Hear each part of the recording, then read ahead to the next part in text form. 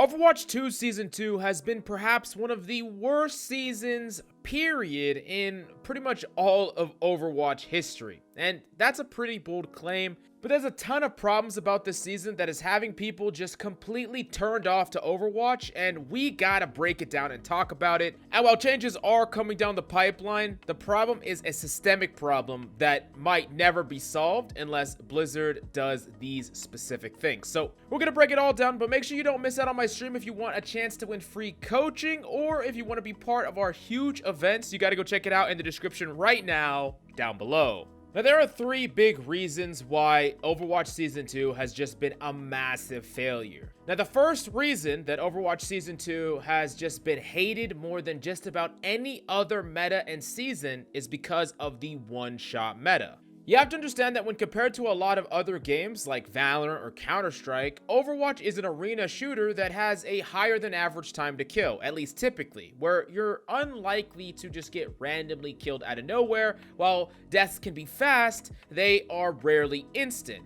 And while instant deaths can definitely happen here or there, it hasn't been something that has happened to you over the course of a game over and over and over again at a consistent rate by multiple characters on the enemy team like it has in this meta. Now, I'm not talking about fast deaths, because fast deaths have always been a part of Overwatch, where if you have coordination, a Genji and Winston jumping in, or a Tracer blinking all around you, or you getting focused with the Discord, people have died fast in Overwatch since the beginning, and some of the most favorited metas like back in Dive had fast deaths, but that's very, very different from instant deaths. Ultimately, instant kill characters at the top of the meta aren't fun for everyone. And right now, we're seeing characters like Sojourn and Roadhog dominating the ladder, and these characters create that one-tap meta that you see. And some of you might be like, wait, I thought they nerfed Sojourn. But really, they didn't. With the Mercy Pocket, Sojourn's even more broken than she was before. Roadhog is still one of the most powerful characters,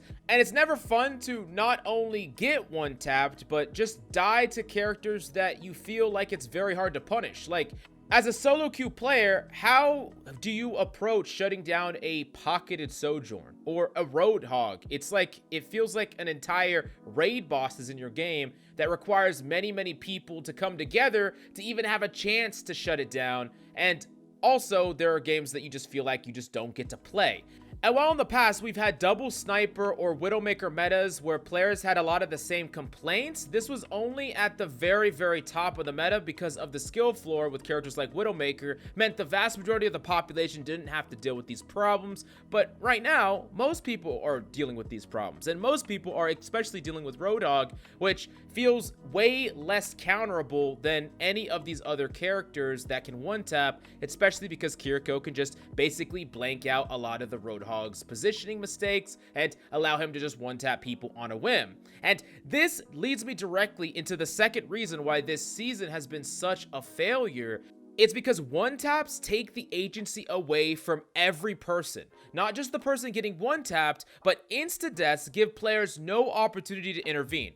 Let me give you an example. If someone gets dove by a Tracer, right? You have opportunity to heal that person or kill the Tracer, or maybe just mitigate damage with something like a defense matrix, hypothetically. There are ways to stop a fast death, whether it's a Winston jumping on that person, even a Genji diving. There's a lot of situations where a fast death gives players around you a chance to intervene. And you could say, hey, that person made a positioning mistake, that's why they're dying. But from the perspective of everyone else in the lobby, whether it's a support or a tank or even a DPS, they feel like, oh, my teammate just got one-tapped and they made a mistake, yes, but individually, I had no chance to intervene in the time that they were out of position to the time that they died, right? It happens instantaneous. And of course, sometimes they might even die not even being out of position to like a flying freaking Sojourn in the air. And that's why I make a huge distinction between fast deaths and instant deaths, because an instant death doesn't allow you any opportunity to intervene in the process of them just dying. They just die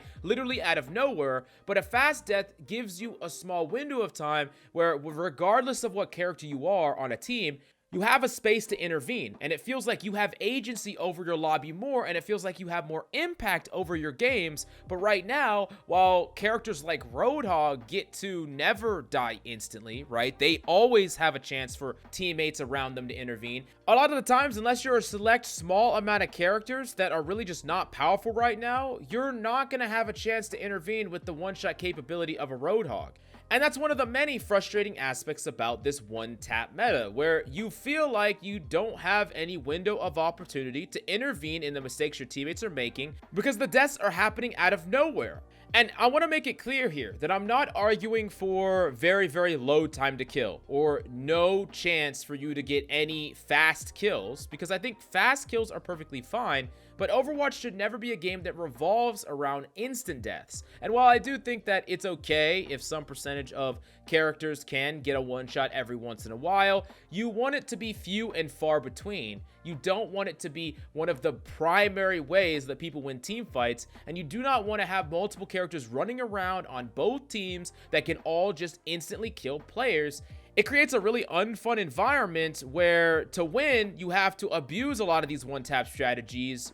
But that also means that when you lose, you feel like you had less control than any other meta. Like you feel like you had no agency over your wins and losses, and it can create a super, super frustrating experience overall. And that leads me directly into the third problem with Season 2, and it was the rank changes. The D ranks, first off, where everyone got pushed down, and then they had to grind, forced grinding, to get back to the rank that they already were when their MMR didn't change. So you just got D ranked for no reason, forced people to play at least freaking 14 wins in order to get back to the rank that they were previously. That's pretty frustrating. 2, the lack of transparency in the ranks is starting to compound here, and it's creating a really unfun process where you have to force grind through a meta that you don't really like just to get back to the rank that you were at the end, and then you have to grind even further to rank up further, and it's a very frustrating meta and a very frustrating season. So overall, it's just creating a really unfun experience for the vast majority of the players. And I know that some people are having a lot of fun, you know, slamming a Doomfist, or maybe you're the Roadhog player just having the time of your life.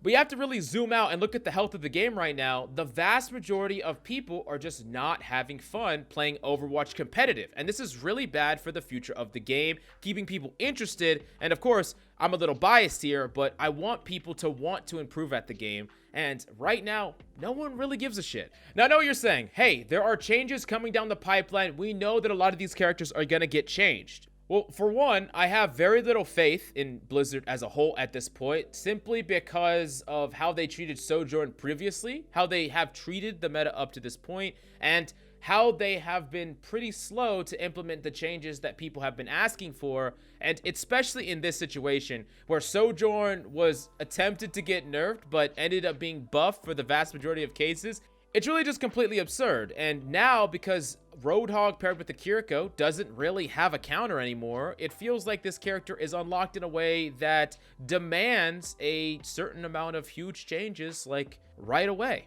Now, I really think that Blizzard needs to take a step back and start to envision metas that actually create fun gameplay. This is something that a lot of games do, like Valorant, for instance, games like Apex. They really hyper think about what is the meta of the game, and they tune things to optimize towards that meta. They don't just tune things based on what they see, they push things towards what they want. And I think that this is a really important thing, because you can make a design philosophy that says, hey, we want to enable this type of strategy. Maybe dive is going to be the default strategy with some variations. So we're going to create balance to push the meta towards that. That's one example. But what I'm saying here is, if you just start to hit nails, like, oh, this character's seeing too much play, let's hit that nail. Oh, this character is not seeing enough play, let's hit that nail upward. And you're just buffing and nerfing just random things. You're gonna keep popping into these metas that are completely unfun for the vast majority of players, and you're gonna really turn a lot of people off to Overwatch as a competitive game. Now, maybe I'm being way too optimistic. Maybe Blizzard would never be able to do that right, and maybe they would never be able to push things towards a meta that is actually favorable for people, or maybe no one can actually agree what a favorable meta is. But I do think that there are certain things that should never be enabled or allowed to exist in Overwatch for longer than a very short amount of time, because You create metas like this, and really unfun metas like this, if they persist for too long, can be like something that makes people never want to play the game again.